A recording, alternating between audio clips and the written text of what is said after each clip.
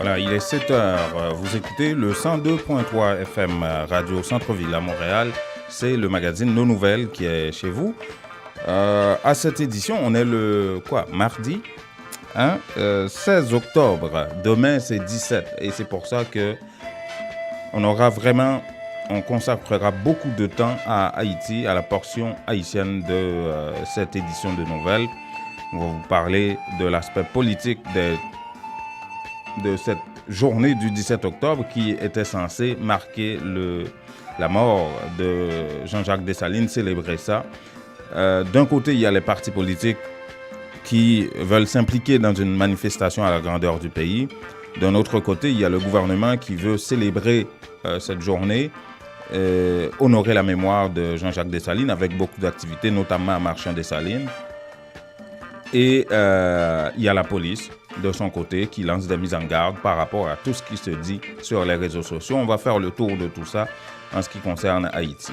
Et on parlera sur le plan local du sommet socio-économique des jeunes de Montréal. La semaine passée, le sommet a repris un peu de manière plus vigoureuse ses activités avec une rencontre à la Maison d'Haïti avec un haut responsable de emploi jeunesse au niveau du Canada. C'était une rencontre de travail. On a discuté avec Édouard Stacco à ce sujet, qui dirige le sommet socio-économique des jeunes. De quoi est-ce qu'ils ont parlé? Pourquoi cette rencontre? Quels sont les nouveaux projets de ce sommet-là? Voilà, on va parler de tout ça avec Édouard Stacco dans quelques instants. Et entre tout ça, il y aura évidemment François Jean-Denis qui nous apportera toutes les informations sur l'immigration. Restez là, à tout de suite. Voulez-vous devenir propriétaire? La mise de fonds nécessaire vous manque? Barcelona Capital finance la mise de fonds dont vous avez besoin pour l'achat d'une propriété. Appelez-les dès maintenant. 514-861-1888. 514-861-1888. Cessez de payer l'hypothèque d'un autre et devenez propriétaire. Aucune vérification de crédit avec Barcelona Capital. Pour en savoir plus, visitez notre site internet www.barcelonacapital.com ou appelez 514-861-1888. Christin Automobile, spécialiste de Chevrolet Buick GMC depuis 60 ans, situé à Pointe-aux-Trembles, au 12011 Sherbrooke-Est, vous offre 0% d'intérêt sur les modèles de 2018 jusqu'au 31 août. De petits modèles de camions, neuves d'occasion de toutes les autres marques. Appelez Event Suivrain directement au 438-501-6889 ou au bureau 514-640-1050. Avec Event Suivrain chez Christin Automobile, c'est satisfaction garantie. Appelez-le 514-640-1050 pour bénéficier de 0% d'intérêt sur tous les modèles de 2018. Certaines conditions s'appliquent.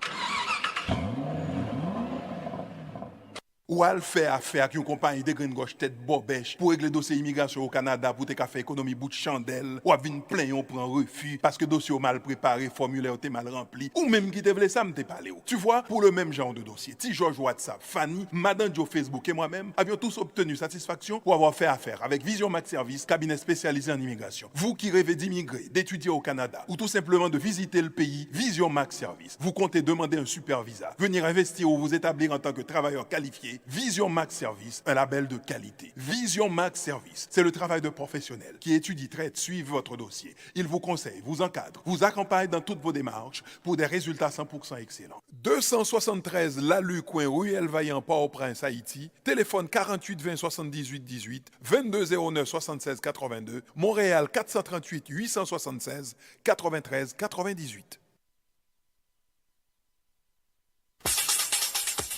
Ce reportage est une présentation de la Idealtel, l'unique solution pour effectuer les top-up de la Natcom. Pour devenir un agent de la Idealtel, appelez sans frais au 1-866-918-7622 ou idealtel.com.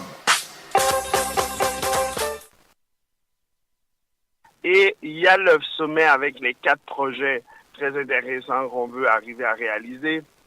Un projet pour le renforcement des familles, un projet de soutien pour la transition des jeunes dans leurs études rendues autour de secondaire 3, un projet qui est la création de 5 hubs de développement économique et le fonds Afro-Entrepreneur.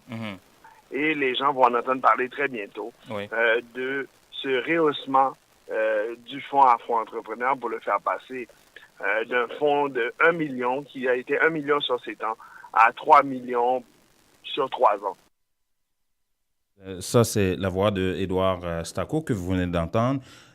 Édouard Stacot qui est à la tête du sommet socio-économique des jeunes de Montréal. Ça faisait un petit bout depuis qu'on n'avait pas entendu parler de cette affaire-là, parce que, vous vous souvenez, il y avait un gros, comment on appelle ça en chinois déjà, romblé, en créole, un gros sommet qui avait eu lieu à l'Université de Montréal, voilà, quelques temps.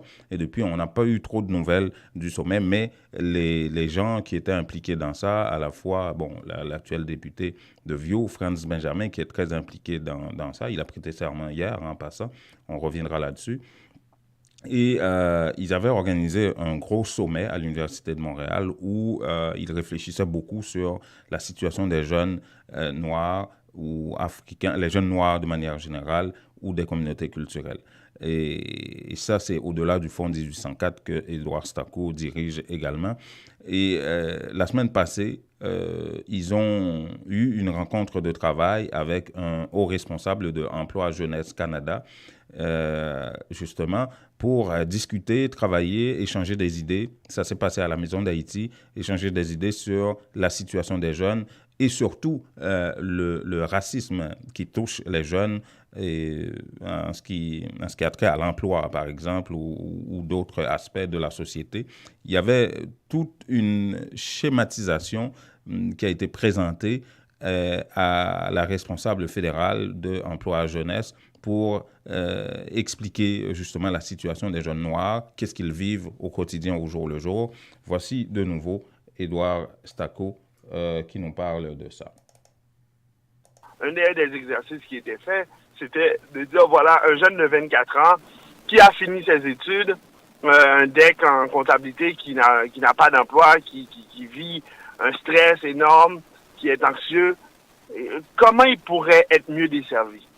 Et là, à travers ça, il y avait des jeunes dans la salle qui, eux, pouvaient se projeter facilement dans la peau de ce jeune-là. Et on travaille pour dire comment le gouvernement peut mieux faire pour s'assurer que le jeune puisse atteindre son potentiel. Oui. Et là-dessus, il y a du travail que le jeune peut faire, il y a du travail que la famille et l'entourage de faire, mais il y a un rôle important pour le gouvernement de s'assurer que dans la mise en situation que vous avez, dans la schématisation et mise en situation que vous avez présentée, vous avez parlé beaucoup de racisme. Et quelle a été la réponse au niveau fédéral? Mais l'enjeu, c'était pas qu'ils fournissent une réponse tout de suite. C'est une consultation, c'est un travail. L'idée, c'est de comprendre. Les gens ont donné leur point et la représentante du gouvernement était là pour un échange. On n'était pas à l'étape où la personne venait dire voici qu'est-ce qu'il faut faire, qu'est-ce qu'il ne faut pas faire. Ce serait mettre la charrue avant les bœufs. Voilà, Édouard Stacot. Vous l'avez compris, hein, dans l'intro, il parlait surtout l'un des 4 piliers sur lesquels le sommet socio-économique des jeunes va travailler, c'est de rehausser le fonds Afro-Entrepreneur qui était d'1 million sur 7 ans, hein, ce qui était minime, de passer ça d'1 million sur 7 ans à 3 millions sur 3 ans. Donc, ça commence à devenir intéressant si jamais ils réussissent à dégager de la part des gouvernements fédéral et provincial un fonds de 3 millions sur 3 ans au lieu d'un fonds d'1 million sur 7 ans pour aider les jeunes noirs, les jeunes afro, à se lancer en affaires, à les aider à démarrer leur business, leur entreprise et tout ça. Il y a la question de l'emploi d'été également, mais vu d'un œil migratoire, hein, si vous voulez. Parce que assez souvent, il y a toujours des limites d'âge par rapport à différents programmes fédéral ou provincial. On parle souvent de 18 à 35 ans ou 18-30 ans ou des choses comme ça. Tous les programmes ont des limites d'âge associés à ces programmes-là pour bénéficier d'aides ou de fonds quelque part. Et ce qu'ils ont fait au niveau du sommet socio-économique des jeunes, ils ont dit, écoutez, quelqu'un, par exemple, qui laisse chez lui, Haïti, un jeune qui laisse à 30 ans, il arrive ici, il doit s'intégrer, il doit naître de nouveau pratiquement. Et le temps pour s'installer, aller à l'école, étudier et tout ça, il dépasse la trentaine, là. Il est rendu peut-être à 35 ou à 36 ans. Mais est-ce qu'il n'est plus jeune pour autant? Mais il y a des programmes, en raison de ces limites d'âge, qui ne permettent pas à des gens comme ça, dans leur parcours migratoire, de bénéficier de l'aide de la part des gouvernements fédéral et provincial. Et ce que réclame, ce qu'est en train de discuter le sommet avec les différents paliers de gouvernement, c'est justement d'éliminer ou de rehausser cette limite-là ou d'enlever cette fourchette d'âge pour des gens immigrants, afro, noirs, et qui, dans leur parcours migratoire, auraient besoin d'aide pour justement investir. Ils ont des idées, mais ils ne peuvent pas trouver de l'aide pour ça parce que, justement, ils sont rendus à 40 ans, ils sont rendus à 39 ans, si vous voulez, ou 31 ans, si la limite était de 30 ans. Écoutons encore Édouard Stacco à ce sujet. Dans la salle, il y avait quelqu'un de l'Université de Montréal, un des jeunes, qui disait, regardez, lorsqu'on arrive dans notre parcours migratoire, on arrive au Canada, et là, il y a une stratégie pour les emplois d'été qui est très positive pour le développement d'un réseau de sa carrière. Mais souvent, ça vise du 18-30 ans. Et on sait que quelqu'un qui délaisse son pays, qui revient, aurait besoin de ce service-là. Même malheureusement, le fait qu'il a 31 ans ou 32 ans l'élimine de ce bouquet de services. Est-ce qu'on doit encore garder cette définition stricte?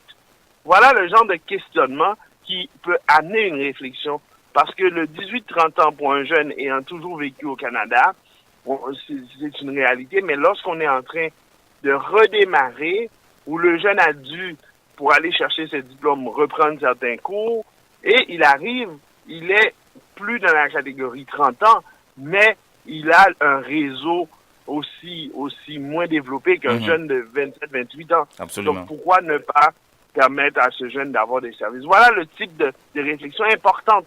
Et souvent, ça ne se fait pas nécessairement devant le grand public.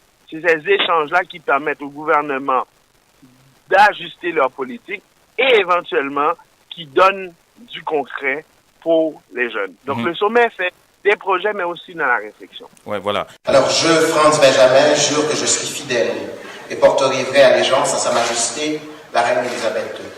Je, Franz Benjamin, déclare sous serment que je serai loyal envers le peuple du Québec et que j'exercerai mes fonctions de député avec honnêteté et justice dans le respect de la Constitution du Québec.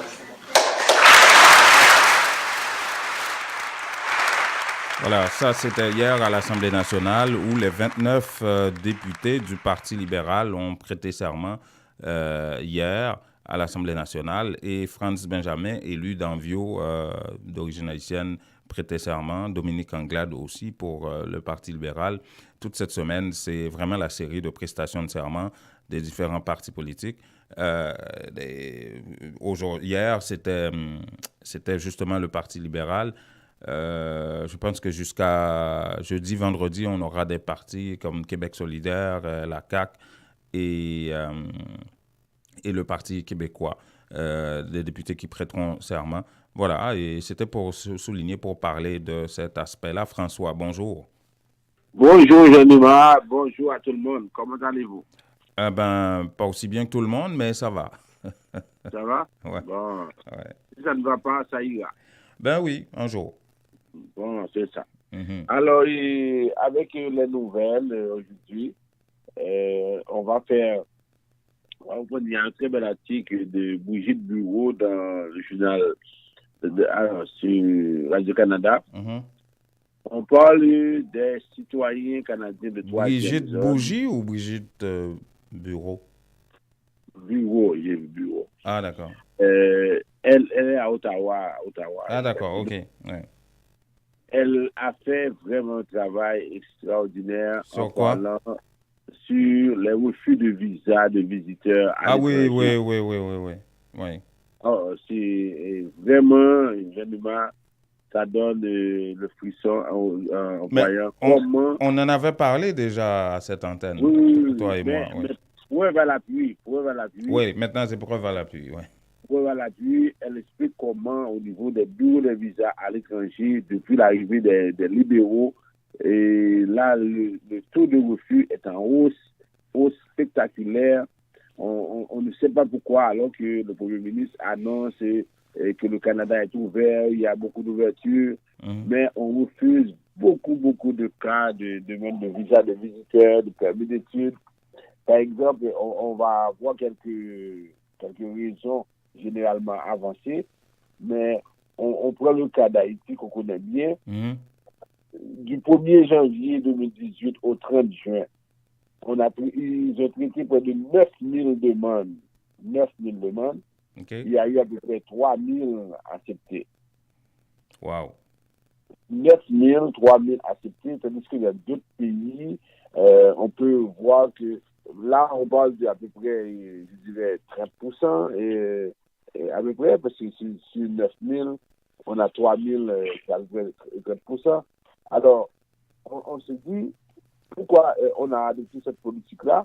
Alors, du côté du gouvernement, on dit que la situation n'a pas changé, c'est toujours la même chose.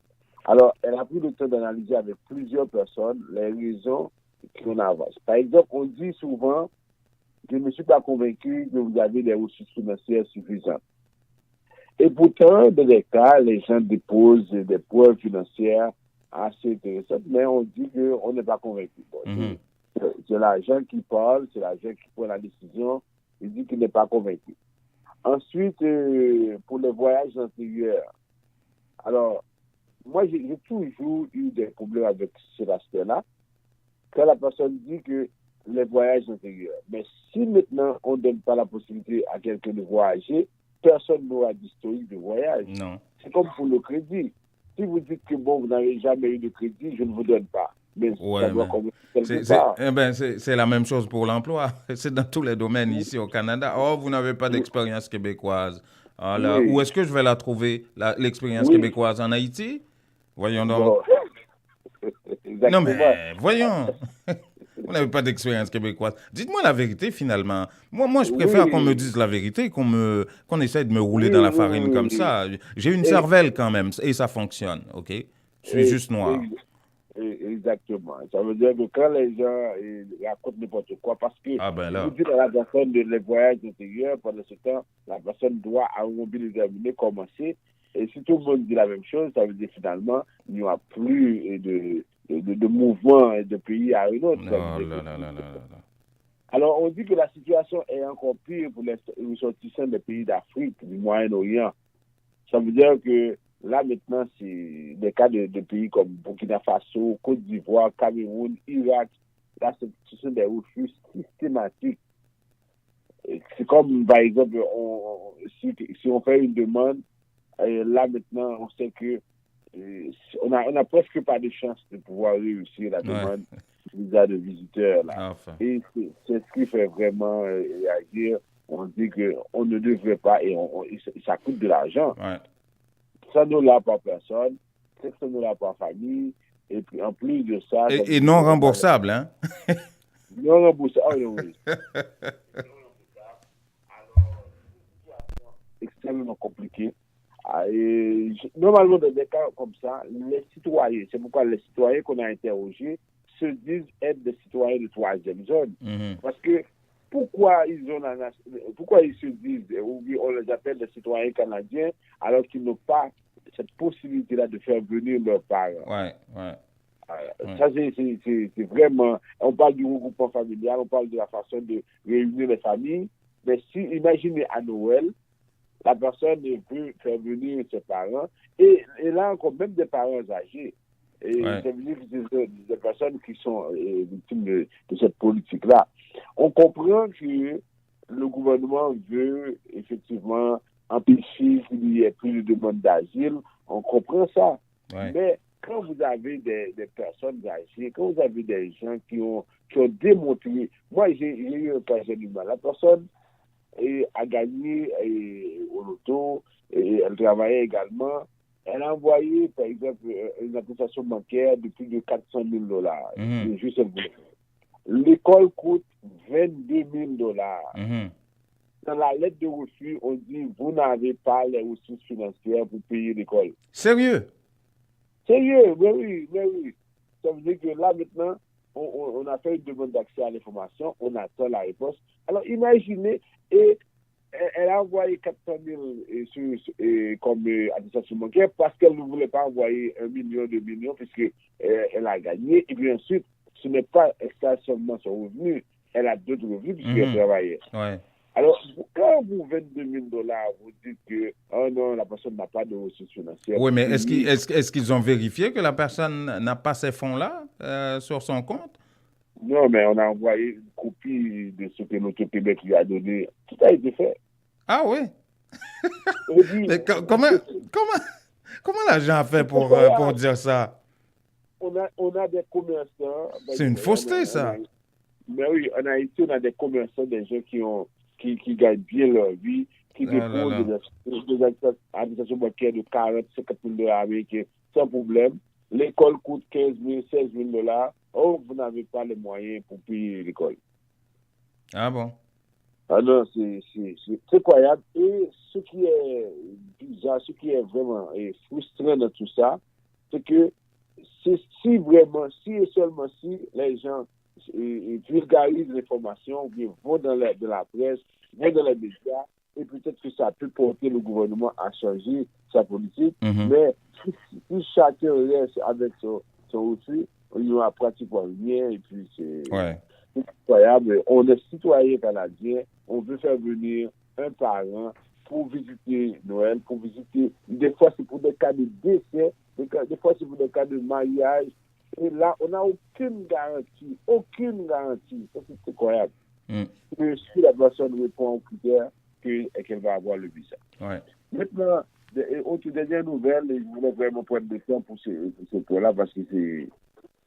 Parce qu'on en a beaucoup pour Haïti, là. Oui. Alors, on est revenu avec la situation de la citoyenneté. On a annoncé, puisque du 8 au 14 octobre, c'était la semaine de la citoyenneté qu'on avait annoncé. Alors, on dit qu'il y a eu vraiment beaucoup de personnes qui ont appliqué. Alors, on dit que d'ici la fin d'octobre 2018, 152 000 personnes auront obtenu la citoyenneté canadienne depuis l'entrée en vigueur des changements en octobre 2017.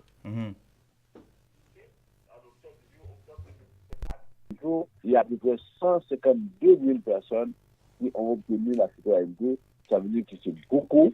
C'est parce que l'année dernière, à comparer à cette même période, c'était 102 000. Là, maintenant, on est rendu à 152 000. Alors, les gens appliquent beaucoup pour la citoyenneté. Et avec les élections qui s'en viennent en 2019, le gouvernement aussi accélère le processus. Oui, récemment, c'est plus de 6 000 qui sont devenus citoyens canadiens. Et qui vont pouvoir voter aux prochaines élections. Oui, les Syriens vont avoir 3 ans. Les Syriens commencent à appliquer sérieusement. Ah là là, est-ce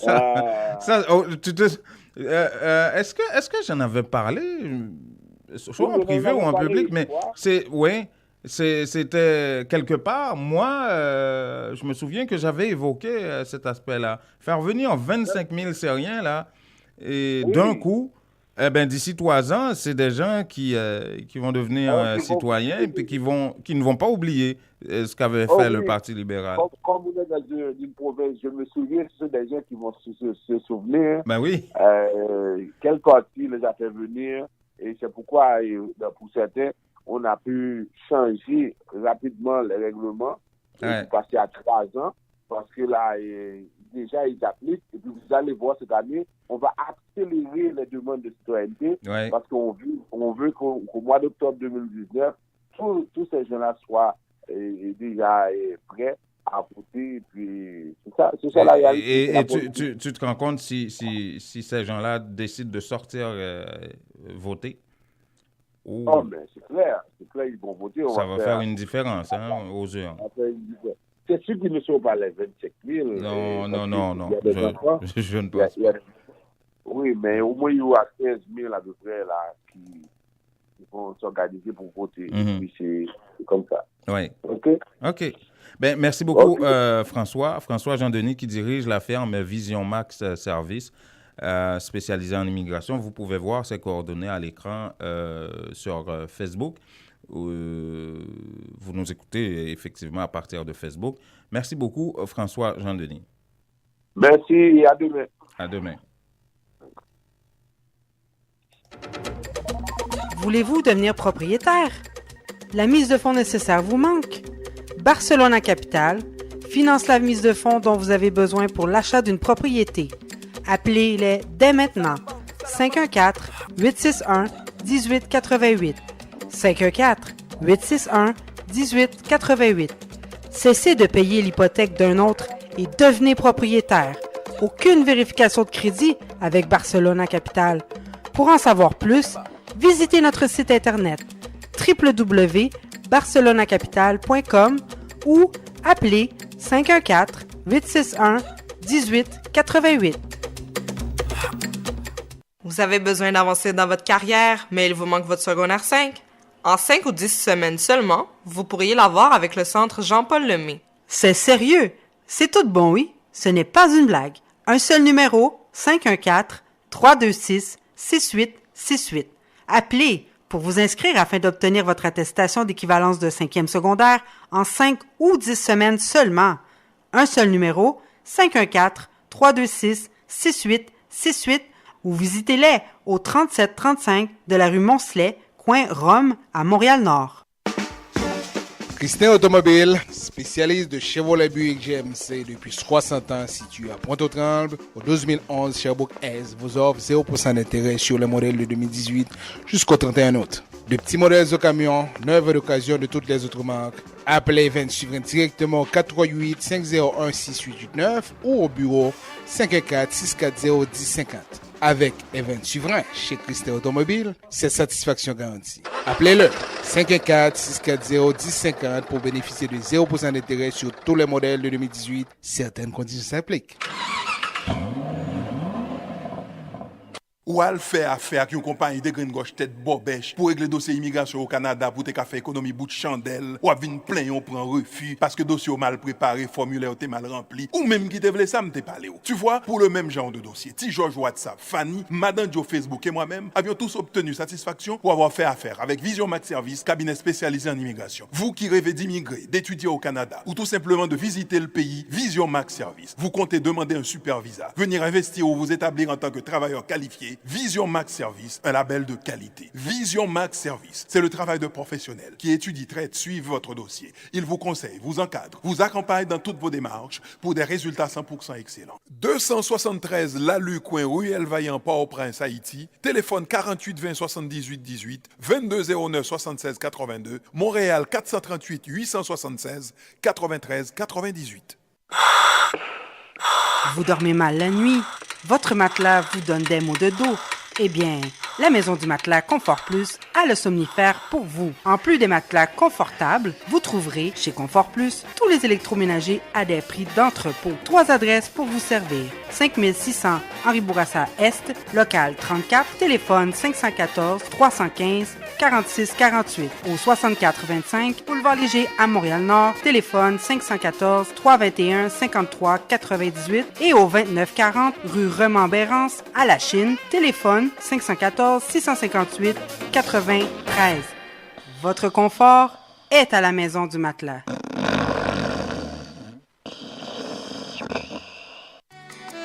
Les meilleurs produits pour la beauté de la peau se trouvent à Essence de Beauté. Aux 4 coins du monde, les produits Essence de Beauté vous rendront inévitablement splendide. Pour les acnés, peau sensible, peau sèche, peau grasse, Essence de Beauté. Avec les produits nettoyants, hydratants, revitalisants de Essence de Beauté, une visite s'impose aujourd'hui même au Petit Royaume de la Beauté, 7234 rue Saint-Hubert, au coin de Jean Talon à Montréal, ou encore composez le 514 273 56 66, New York, au 182 17 Jamaïca Avenue, 718 454 1436. Les temps deviennent de plus en plus difficiles. Dès que possible, vous devez économiser pour de meilleurs lendemains. Unitransfert vous présente la solution Direct Transfert pour les raisons suivantes. Vous êtes certain que votre argent est déposé directement à la Unibank sans passer par des inconnus. Les bénéficiaires ont accès à leurs fonds rapido presto aux succursales de la Unibank, plus grande banque commerciale établie partout en Haïti. Vous recevez une prime, un bonus. Ne les gardez pas avec vous. Pour ne pas tout dépenser, économisez un peu. Faites un direct transfert sur votre compte à la Unibank. Lorsque vous voyagez en Haïti, votre argent vous attendra sans embâche. Donc, beaucoup moins de casse-tête. Invitez vos parents et amis en Haïti à ouvrir un compte à la Unibank. Il vous sera plus facile de les encourager à économiser. Pour plus d'informations, contactez Unitransfert au 514-852-8648. Unitransfert, nous rapide, nous garantit et puis, moun ba besoin qu'on nous a fait.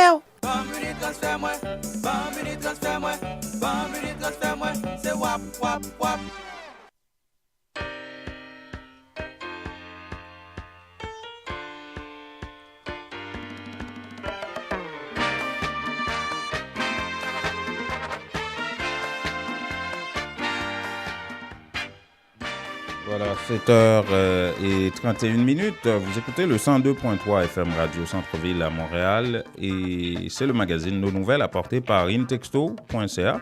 Vous nous écoutez à partir de cette adresse internet et à partir de Facebook également. Et vous allez pouvoir nous écouter en différé sur WhatsApp et YouTube un peu plus tard. Voilà, c'est le chapitre haïtien de ce magazine assez chargé, merci, et où on va faire le tour de la situation des esprits la veille du 17 octobre, c'est demain, qui devait marquer uniquement la mort de Jean-Jacques Dessalines, l'empereur, vous vous souvenez, 17 octobre. Tout le monde, tous les Haïtiens jusqu'à présent ont étudié ça dans l'histoire d'Haïti, à l'école, on connaît ça. Et ça devait être une journée de célébration, mais ça a l'air qu'il va y avoir une célébration d'un côté, mais aussi des manifestations à travers le pays d'un autre, et ce qui crée un spectre, une psychose en tout cas de peur, de panique, qui commence depuis hier jusqu'à aujourd'hui d'ailleurs, à travers le pays. Et c'est sur la base de cette question posée depuis le 14 août dernier par un challenger, M. Migrambeau, vous vous souvenez, qui disait « Mais où est l'argent de Petro-Caribé ?» Et il y avait des manifestations en ce sens où des jeunes, c'était un mouvement citoyen, les gens disaient « Ben non, on ne veut pas d'implication politique dans ça. » Vous vous souvenez, il y a eu Éric Jean-Baptiste du parti RDNP, et un autre, là, un ancien député de Delma, qui se proposait de participer à la première manifestation qu'ils ont organisée devant la Cour supérieure des comptes et du contentieux administratif.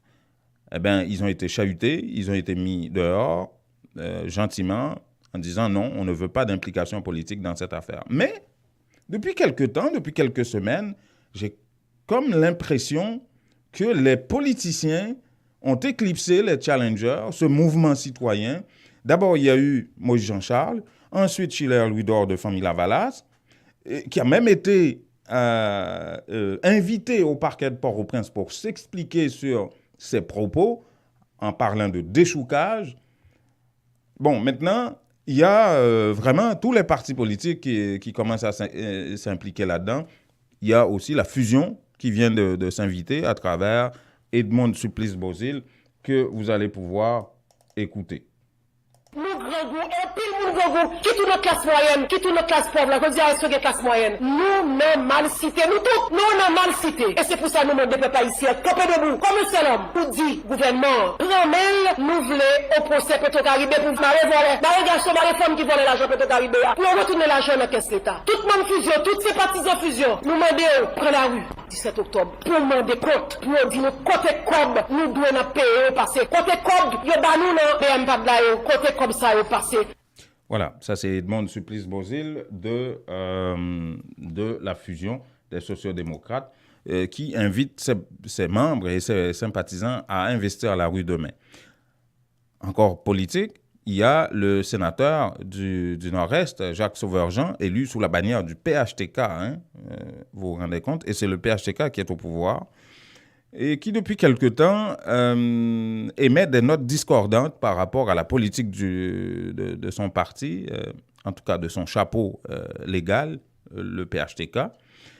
et qui, justement, s'implique dans cette question.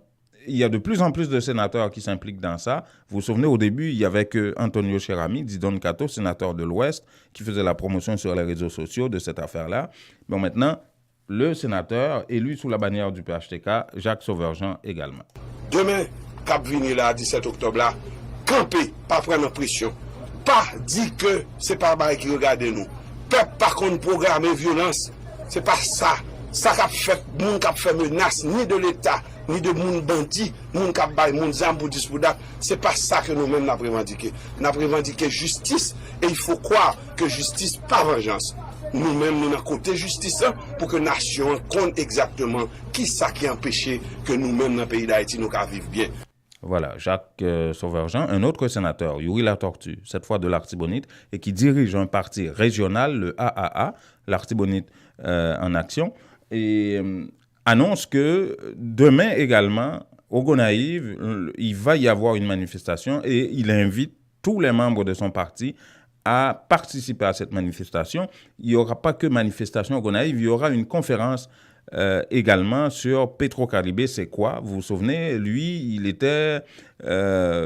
avait, au nom de la commission anticorruption du Sénat, il avait mené une enquête et fait un rapport qui est par devant aujourd'hui la Cour supérieure des comptes. Donc, il est très impliqué dans ça. Il avait organisé, il n'y a pas longtemps, quelques mois, une conférence sur l'affaire Petro-Caribé au Cap-Haïtien. Et il y a une personne qui avait trouvé la mort pendant la conférence parce qu'il y avait du gaz lacrymogène qu'on avait lancé. C'est un animateur de radio et porte-parole de l'orchestre Tropicana au Cap-Haïtien. Vous vous souvenez de cette histoire-là? Et demain, au Gonaïve, il va également donner une conférence de presse et invite ses sympathisants à participer à cette manifestation également demain au Gonaïve. Écoutons Yuri Latortue. Et le 17 octobre, à 10h du matin, eh bien, coordination communale a appelé son grande manifestation de mobilisation pour que justement, nous avons comme Petro-Caribé. Nous avons fait une manifestation qui a rassemblé des milliers de monde pour que nous dit exécutif là, il temps que comme Petro-Caribé a un procès qui fait pour lui, administrativement, nous joignons pour que les services pays et que nous pas obligés à payer 14 milliards de gouttes chaque année pour nous payer en dette sur l'argent qui gaspille. Un leadership qui prend pour que mercredi 17 octobre, Gonaïve vient, nous prend la rue. Dans mardi 16, il y a une conférence pour nous allons expliquer ça que Petro-Caribé, que c'est toute population qui est dans le dossier. Et moi, je m'assume ma place, puisque en tant que coordonnateur, je réponds à l'appel coordination communale. Ça, c'est les gens qui s'opposent au PHTK, au pouvoir, et qui posent la question Petro-Caribé. OK, bon. Maintenant, les gens du PHTK, qu'est-ce qu'ils pensent? Les gens du pouvoir aussi. Le 17 octobre, comment est-ce qu'ils voient ça? Ça, c'est... Je suis en train de vous présenter les deux solitudes, là. D'abord, les partis de l'opposition que vous venez d'entendre, et le PHTK qui appelle à la vigilance et qui dénonce un méga complot, hein, parce qu'on a l'impression que l'hécatombe va arriver demain en Haïti, et le PHTK qui dénonce un méga complot des partis d'opposition en vue de capoter le gouvernement actuel et appelle les membres du PHTK et les membres de la population à la vigilance. On va écouter un monsieur qui s'appelle Quinton Louis du réseau national PHTK, qui est une espèce d'organisation populaire en soutien au parti au pouvoir. Ou circuler dans la rue, ou doué en mode vigilance. Attention, pas capon, c'est mettre corps, libérer corps. Réseau national tête Kaledi, manifestation, marche, sitting, c'est droit constitutionnel. Mais nous dit, attention peuple haïtien, il y a un petit groupe malfecté qui dans opposition traditionnelle là, cap maré complot pour assassiner Timoun, l'école, avec un pile personnalité importante dans le pays pour y larguer sous le pouvoir. Mais c'est bien compté. mal calculé. Yo met sauter pompé, pouvoir peuple là pour 5 ans. C'est l'élection pour prendre pouvoir. Ça yo connaît, nous connaissons tout. Et n'a dit, vive Haïti, vive démocratie, pendant n'a demandé à la police nationale pour prendre responsabilité, pour garantir sécurité, tout Haïtien sous bout de terre, Papa Dessalines. Voilà, je vous l'avais dit, hein, 2 solitudes. Voilà, ça commence. Et l'autre solitude, c'est au pouvoir, on entend très peu, en tout cas, des porte-paroles du gouvernement parler de ça, encore moins le Premier ministre ou le chef de l'État. C'est le secrétaire d'État à la communication qui, finalement, a parlé de ça hier, Eddy Jackson-Alexis, qui présente le 17 octobre comme une journée de célébration, une journée comme toutes les autres, où il va y avoir des activités sur le plan civique pour marquer la journée du 17 octobre, la mort de l'empereur Jean-Jacques Dessalines. Et il a aussi parlé de Marchand Dessalines. Hein, c'est considéré comme la première capitale de la République d'Haïti. Et il a annoncé que, justement, sur le plan de l'électricité, il y aura justement une centrale électrique mixte, fonctionner avec l'énergie solaire, mais aussi des génératrices diesel d'une capacité de près de 7 kWh pour desservir Marchand Dessalines et cette région, cette section communale. Il y a eu des tests et le week-end dernier, Jovenel Moïse était à Marchand Dessalines, a rencontré tout le beau monde. Il y avait Yuri Latortue qui était là, Gracia Delva, qui vient de Marchand Dessalines, qui est né là-bas et qui est sénateur de l'Artibonite sous la bannière du parti de Yuri Latortue. Tout ce monde-là était là. Donc, pour le gouvernement, ça a l'air que demain, ça va être une journée comme toutes les autres. Vous allez entendre Eddy Jackson-Alexis, vous aurez comme l'impression qu'ils n'ont jamais entendu ou jamais lu quoi que ce soit sur les réseaux sociaux. Écoutons Eddy Jackson-Alexis. Dans l'occasion, il y a un pile d'activités qui prévoit divers côtés. Mais surtout, dans la commune Marchand Dessalines, qui c'est la première capitale État-nation. Activité auto organisée dans la capitale là, sous l'obédience ministère Jeunesse et Sport. 212e anniversaire ça, c'est le moment pour nous réfléchir, poser problème, à travers gros symbolisme qui gagnent dans la commémoration. Dans Marchand Dessalines, il y a plusieurs projets qui sont faits actuellement. Donc, c'est une commune, nous avons dit qui est en chantier. Parmi les projets, il y a une centrale électrique hybride qui fonctionne avec énergie solaire et diesel qui, actuellement, travaille très avancé dans la construction centrale électrique. Il y a un test qui est fait pour nous hier, dans délégation qui est allée dans la commune. Et dans le jour 17 octobre, là, Marchand Dessalines a éclairé. Capacité centrale électrique là, c'est 3,6 kW. Elle est capable de couvrir toute section communale qui est dans la commune Marchand Dessalines.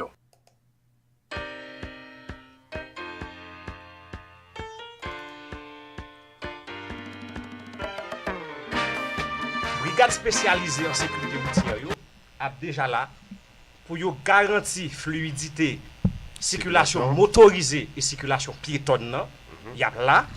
Et la police locale, dans la juridiction qui concerne yo, a rejoindre la police routière, d'accord, pour renforcer la sécurité.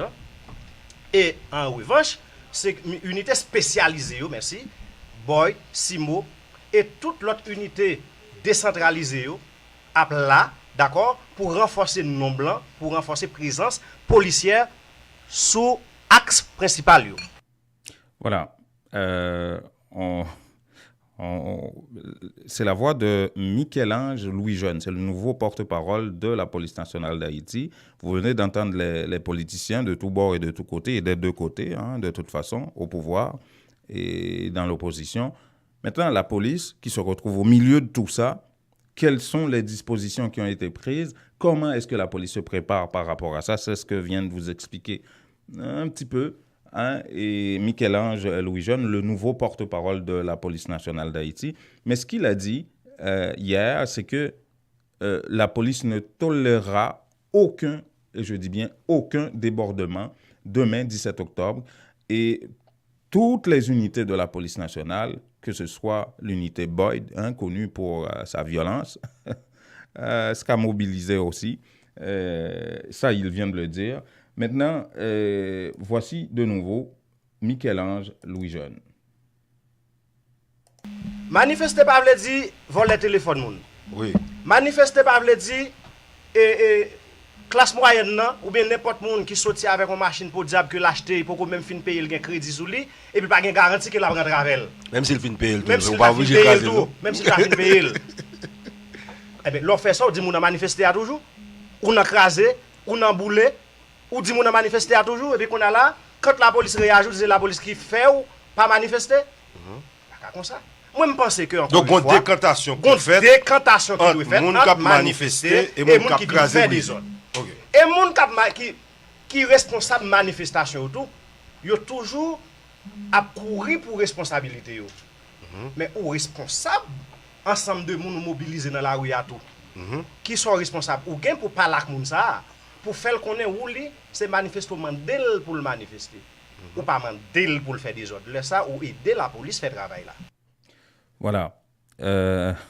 Ça c'est le porte-parole de la police nationale, le commandant en chef de la police nationale, le directeur général, Michel-Ange Gédéon, en a rajouté également hier.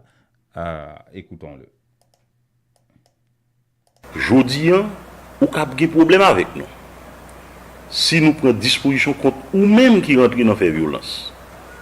Mais demain, c'est même police ça ou pral demander pour le camp en face tout le monde qui campe sous faire violence. Nous voulons profiter de moment ça pour nous rappeler, pour nous garantir tout opérateur touristique, hôtel, restaurant, entreprise privée, maison de commerce, bâtiment l'État, tout citoyen indistinctement que la police nationale d'Haïti prend toute disposition pour capable garantir la paix, la sécurité, stabilité en dans pays. Jeudi, journée 17 là et tout l'autre jour qui venir. Et n'a rappelons encore devant violence, la police pas prêté bras croisés. Bon, il n'a que d'attendre. D'ici quelques heures, les manifestations devront se lancer en Haïti et partout, ça a l'air, à travers le pays. C'est ce qui a été annoncé, en tout cas sur les réseaux sociaux, dans les médias, qui, quelque part, ont un petit peu fait beaucoup de publicité pour ça depuis quelques semaines.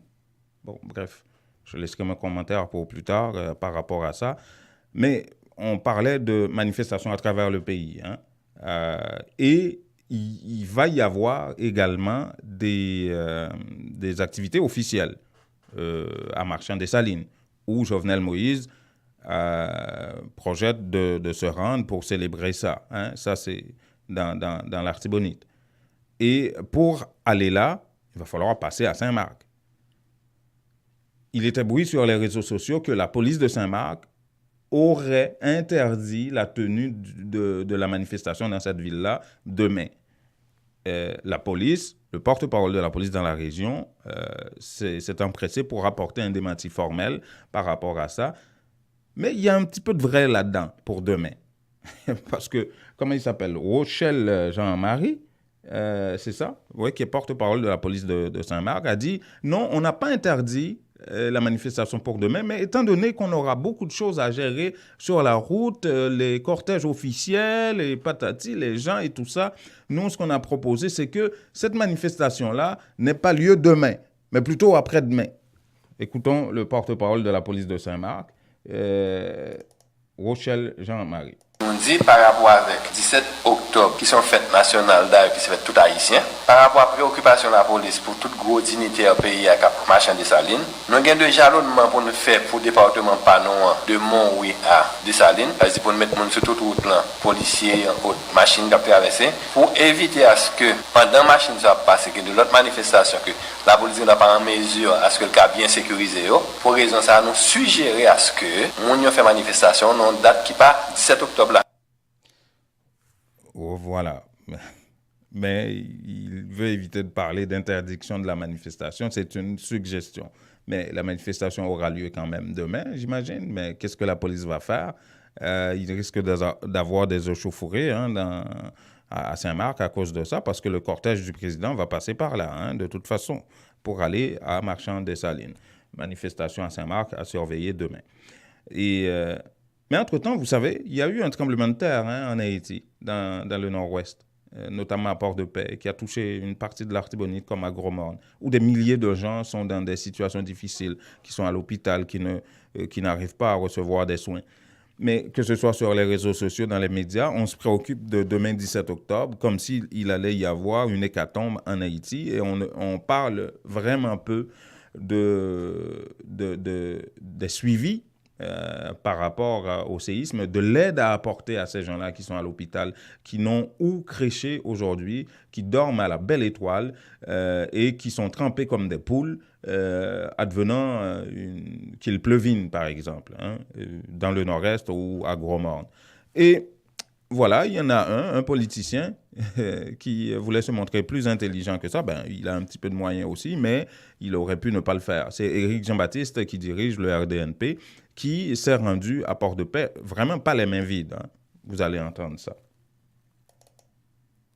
Solidarité que RDNP lancée par chaque frère action nous-mêmes nous avons une délégation là jeudi qui vient dans le nord-ouest qui vient solidariser et comme nous-mêmes nous avons information déjà de l'état l'hôpital là hier de manque de matériel et que l'hôpital là a vivre que il y a un pile patient qui a des problèmes pour sérum, il y a patient qui a des problèmes pour gaz, toile gaz, il y a patient qui a des problèmes pour pansement, il y a patient qui a des problèmes pour bétadine, il y a patient qui a des problèmes même pour cabane, pour coucher.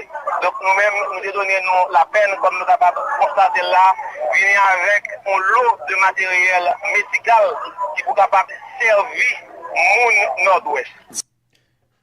Voilà, ça c'est Éric Jean-Baptiste qui a pris les rênes du RDNP, le parti de Leslie François Manigat, il n'y a pas longtemps, et qui dirige ce parti-là. Et il n'y a pas longtemps d'ailleurs, moi j'ai vu sur les réseaux sociaux aussi, il est allé là-bas avec son bras gauche, je crois,